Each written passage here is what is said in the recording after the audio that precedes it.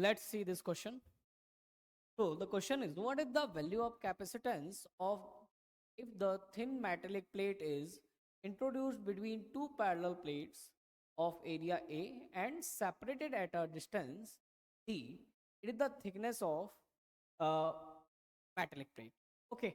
So the concept used in this question, we know that capacitance of capacitor is equals to epsilon naught A by, if we introduce any dielectric plate, then C is equals to epsilon naught A upon D into K. This is the basic concept which will be used in this question. Okay, so now what is the value of capacitance of if the thin metallic plate is introduced between two parallel plates of area A? Let's see this. If we are taking a parallel plate capacitor,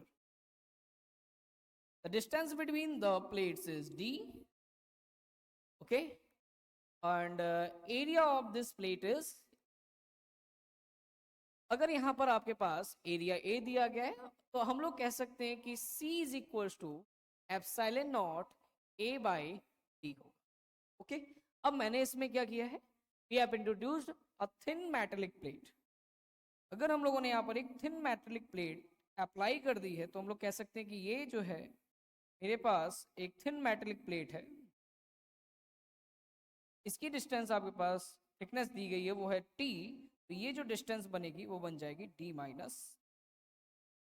तो अगर मैं इस capacitor को solve करना चाहूँ तो मैं ये कह सकता हूँ कि मेरे पास दो कैपेसिटर हैं और मैंने इन्हें सीरीज में ऐड कर दिया.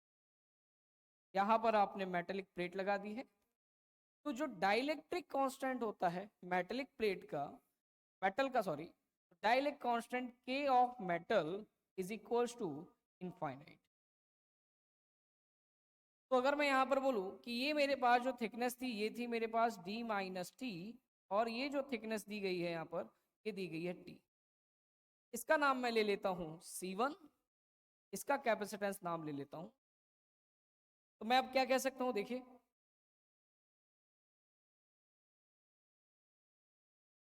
मैं ये कह सकता हूँ कि मेरे पास C इक्विवेलेंट जो बनेगा, C इक्विवेलेंट अगर मान लीजिए सीरीज की बात करें तो मेरे पास जो बन जाएगा 1 upon C1 plus 1 upon C2 बराबर 1 बाई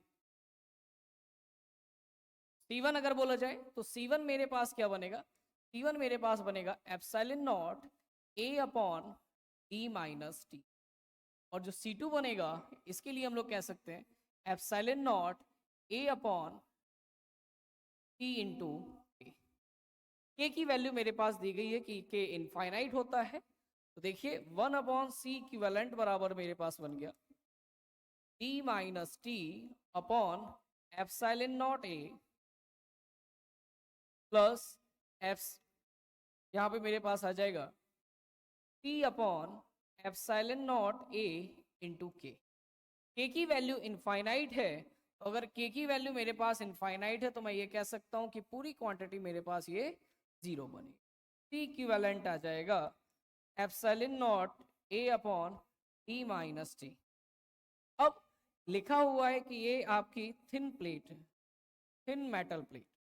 तो अगर थिन मेटल प्लेट है तो मैं ये कह सकता हूं कि T is very very less than with respect to D, तो D minus T will be approximately T बन जाएगा. तो यहां से हम लोग कह सकते हैं कि C इक्विवेलेंट जो आएगा ये बनेगा epsilon not A upon. According to this option B is correct. देखिए हमारे पास जो ऑप्शन बन रहा है इसके according, option number B epsilon not A by